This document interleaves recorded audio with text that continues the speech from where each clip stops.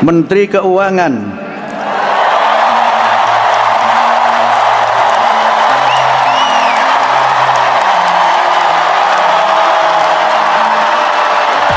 Menkeu Purbaya dan Seskap Teddy disambut teriakan histeris. Prabowo tersenyum. Menteri Keuangan Purbaya Yudi Sadewa dan Sekretaris Kabinet, Seskap, Teddy Indrawijaya, Mayor Teddy, disambut dengan teriakan histeris dan tepuk tangan meriah oleh ribuan guru yang menghadiri acara puncak peringatan Hari Guru Nasional, HGN, 2025.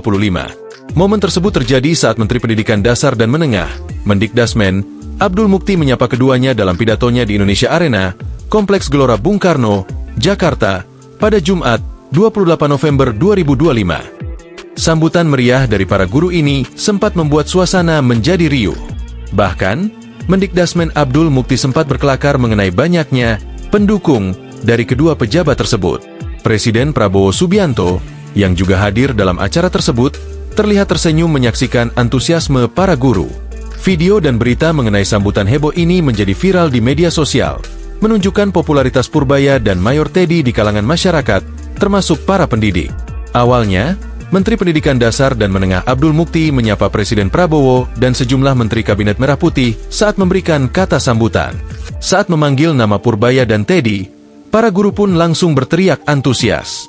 Menteri Keuangan,